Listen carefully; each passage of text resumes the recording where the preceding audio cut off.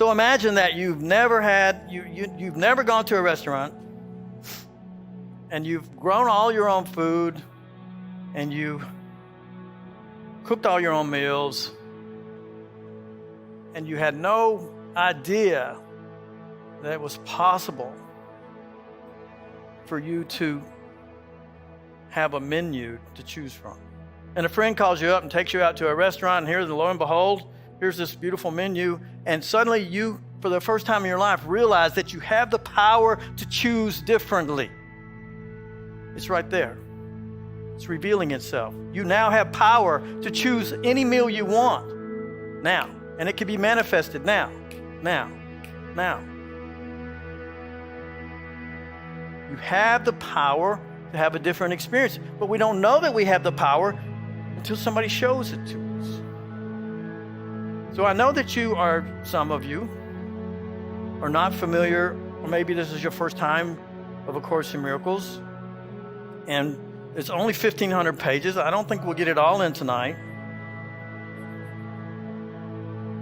But what we can do is to talk about what it teaches you in such a way that you can understand the foundation of it, so that when you read it, it is your teacher, and it jumps off the page at you, and you can suddenly see what was not available for you to see before. And you suddenly realize that there's lots of new dishes in here that you didn't know were possible to be had because nobody showed you the menu before. It requires some effort. And, he says all it takes is a little willingness. I got past that. It takes a lot of willingness. You got to keep showing up. You got to keep forgiving yourself and forgiving people. You got to keep reading and interpreting and understanding and going within and asking the question, are you there? Am I really alone? Are you there? And you can feel it. You can feel it. It's there. It's presence. It's with you. And you allow it then to be expressed as you.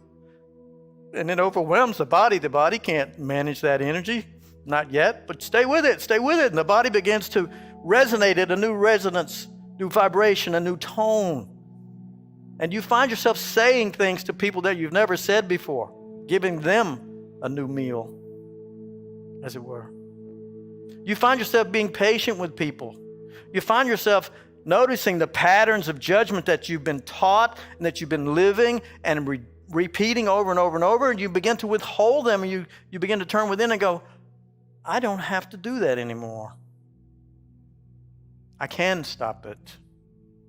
I can stop being out of alignment with truth. And I'm already feeling the presence. Do you feel the presence? Can you just allow yourself to take this breath?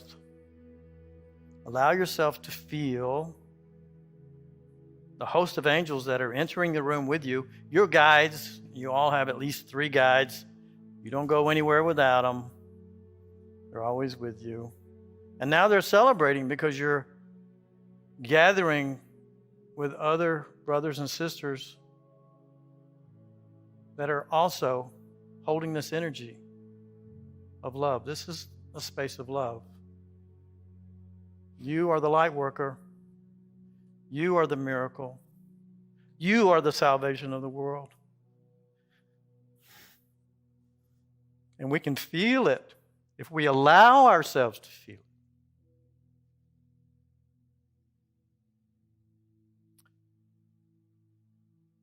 We allow only that which expresses Christ consciousness. Christ consciousness is the consciousness of love. We might say a holy person would be someone who could express Christ consciousness. That would be you. Because a holy person is an incredible friend. And when you meet someone, when you gather with others, you love them for who they are, as they are, without judgment. And you give them your full appreciation, your full attention, your full awareness. And you join within, if you want to see the truth of who they are, to see them through the eyes of Christ, to join within to your higher self, We could call it the Holy Spirit. It's nothing more than your right mind. That is that part of you that is not hoodwinked by the thinking mind. It's just chatter, chatter, chatter, making, and I use this word often, so you have to forgive me. I ask for forgiveness early, right? It's just making shit up, right? So we're adults, so we can say things. Language has become weaponized, but not by Spirit. Spirit has no judgment in your language, in your actions, in who you are, how you dress, how you look, how old you are, whether or not you take care of yourself or don't take care of yourself, who you hang out with, who you don't hang out with. Spirit is not judging you. You're judging you. And maybe you're judging your neighbors too. And maybe they're judging you. And it's time for us to stop it. I have to stop it. You have to stop it. The time of Christ is now because you are that one. Christ is not a person. Christ is the energy of the child of God in action. Another word for it is word. In the Bible, we start out with, there was the word. Give yourself a pat on the back. Who's talking about you? The word is the energy of the Creator in action. That's you. That is the who that you are. The what that you are is that self expressing in form and field, the material world. And it's eager to be allowed by you, to be expressed. Our biggest issue is that most of us, at least, are not conscious that we can do that. We think in images. If I said refrigerator, everybody got one in mind? Do you think the person sitting next to you has the same exact image that you do? Not likely, right? What about wheelbarrow?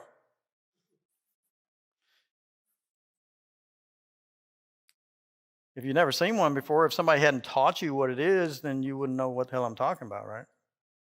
What is that? So we're seeing everything in images. We talked about this the other night, but somebody had a bottle of water, and I said, "What is this?" And somebody said, "It's a bottle of water." So how do we know that Nora has a bottle of water up here? How do we know that's a bottle of water? We're seeing it from the past. And so we go round and round, and we spent most of the day today thinking about tomorrow, right? So we go round and round from the past to our little, what do they call those things in the road? Roundabout. We go roundabout, roundabout, roundabout and this is the thinking mind, the thinking self, and it's just doing this.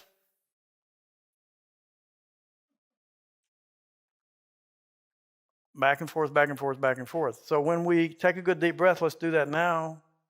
Let's take a good deep breath. We create space. We become present. And when we do that, then we go, in my little drawing, we go vertical. This is horizontal, we go vertical.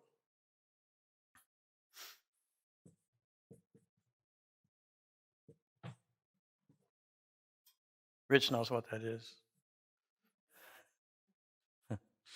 That's just a super highway of bullshit. Right?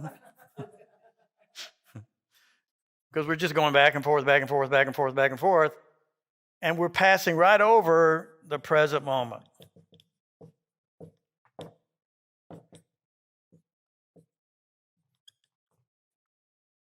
And this is where God lives. This is where your true self lives. And so we've done the split mind thing, And we've been using that reference and said, okay, well, we can say it's on the right, whatever, but we're just saying on one side is your true self, your right mind, your higher self. What other names do we have? Holy Spirit, Source, God, all that is. And over here, we have this ego, which believes itself to be separate from everything as it travels around and around and around, making up a story, making up a dream, making up a life, making up a reality. And then we make commitment to it because we're just so hoodwinked by the thinking mind.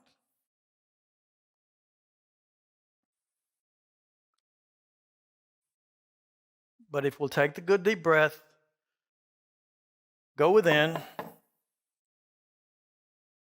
allow ourselves to be present, and ask the question, direct our attention here to our true self, our right mind, the Holy Spirit, nothing more than our right mind, our higher self, God, Source, all that is, universal consciousness, the list goes on.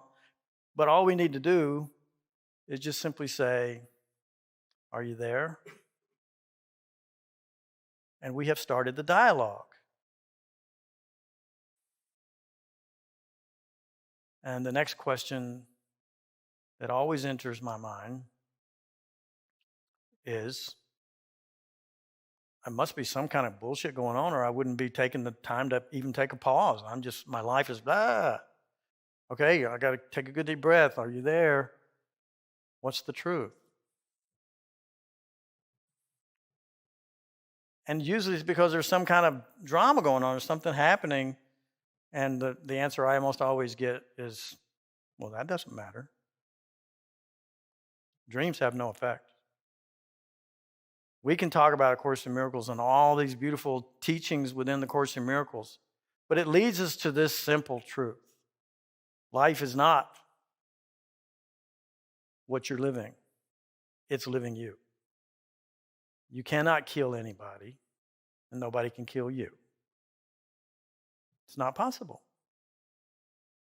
God didn't create death. You did. You created a reality that is so screwed up and so opposite of what reality is that it's impossible to exist in it because of the dissonance between reality and what this experience is. And so we end up recycling, going back and forth, eventually dropping out. And we could I've got a few diagrams similar to this, and I haven't introduced them to you simply because it's intellectually can be challenging. And we can break this down and we can go into it a little bit at a time. But what I want to share with you tonight is that this is really simple. You're okay. Just as you are and just as you aren't. Because you're not the dream, not the thinking self. God did not create you to be a thinker. But what are you thinking about? And what are you thinking with?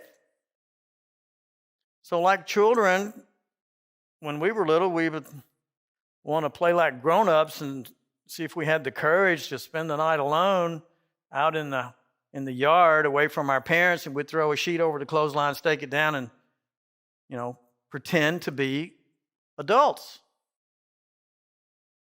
Yeah, we're on our own, man. We're out here, we're living life, and we're separate from mom and dad, and we're doing it our way.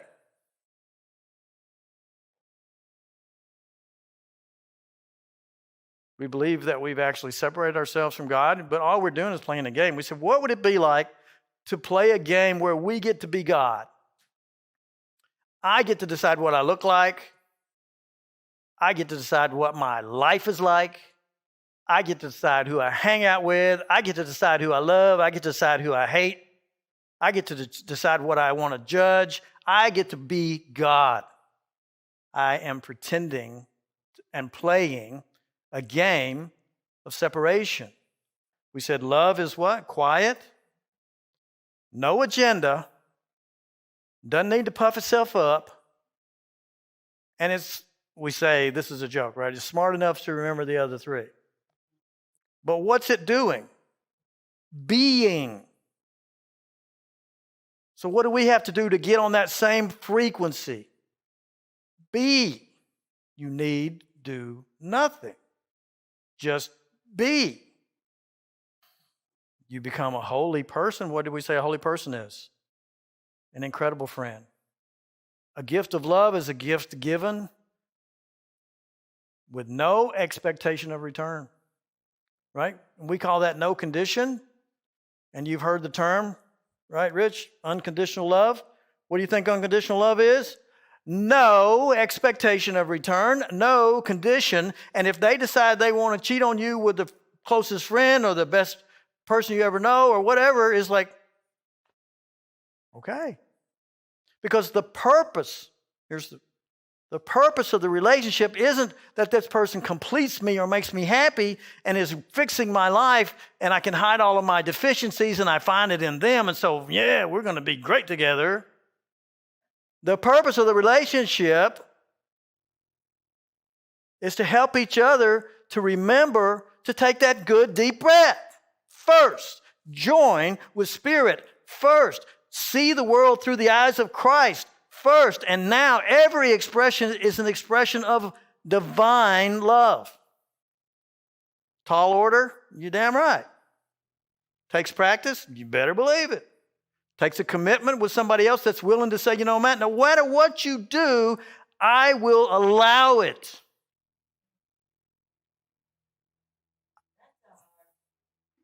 It is. It is. It's very, very hard. You know what? You almost have to have.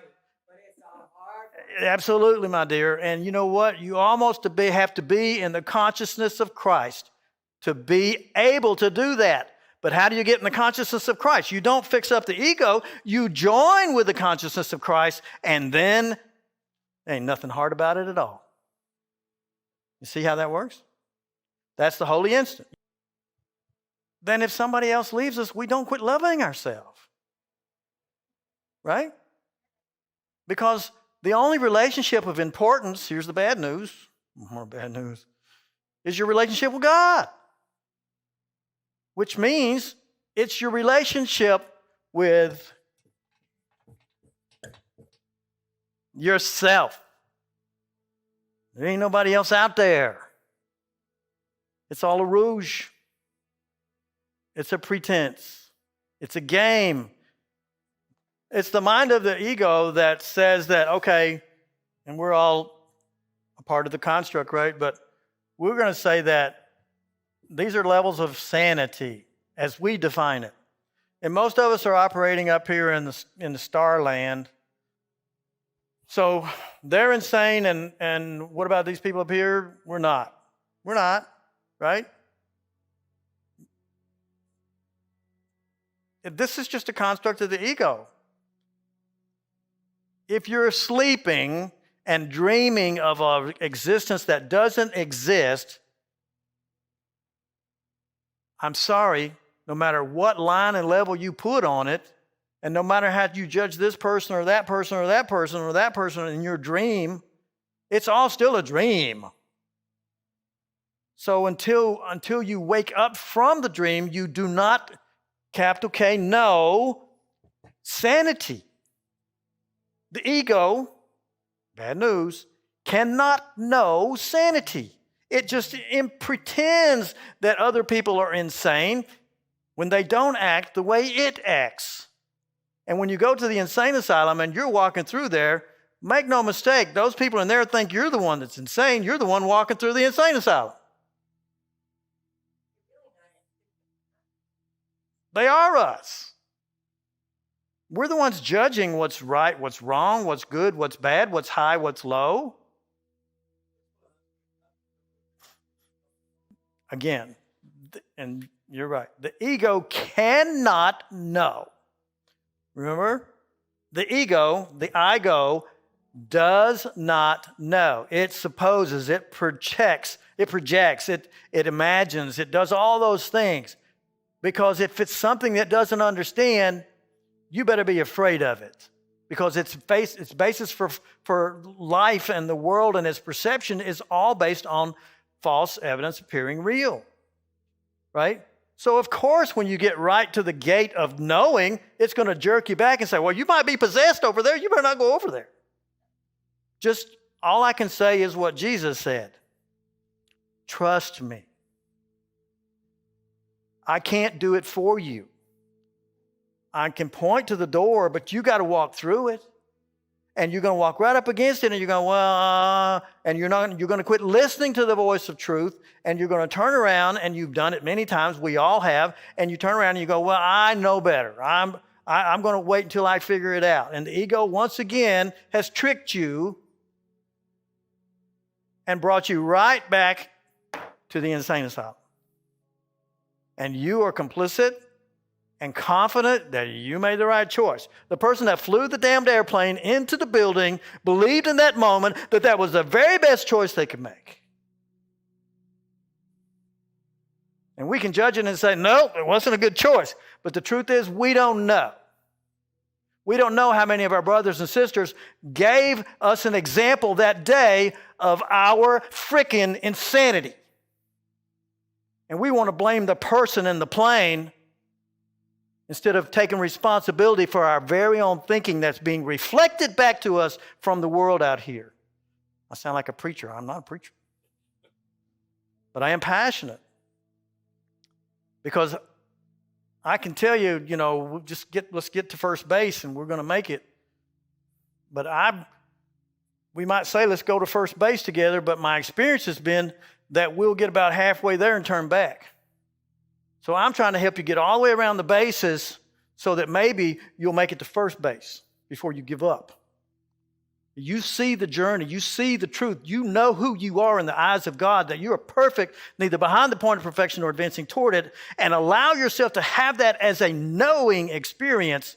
Trust me, my brother, people are going to be asking you the very same questions you're asking today, and they're going to look at you and they're going to have doubt. I will tell you that when you have this experience of braided mind, of joined mind with the heart and love of God, you'll know. There's no question. And you're the gatekeeper. You get to decide. And so when you go into meditation, just do something really simple. Put your training wheels on and say, I only want to be in communication with the highest spirit. Tonight, we started out with a short prayer, and I simply said this: let's allow only that which expresses Christ consciousness to be in our experience tonight here in this room. You are the gatekeeper. You cannot be possessed. You cannot be attacked. God is not even possessing you. God's saying, wake up from the illusion of listening to the small self that is not who and what you are. So let's take a good deep breath. And I want to say thank you so much for everybody joining tonight. I'm amazed that you come back, but I love that you do. I love you. I can only tell you that it's the truth. I feel it. You feel it. Turn to the person next to you and just simply look them in the eye for just a moment. Take a good deep breath and look them with sincere honesty and truth in your communication with each other as you gaze into each other's eyes, and just simply say, all right, I love you. Once again, I love you. I love you. You feel that? I love you. I love you. See? I love you. You see how powerful that is? That's the truth that we're standing on. We're standing on the truth. And it's just that simple. I love you. And now you find yourself in the upper room, wherever you are. You're the light. And I am honored to be in your presence. God bless you. Thank you so much for being here.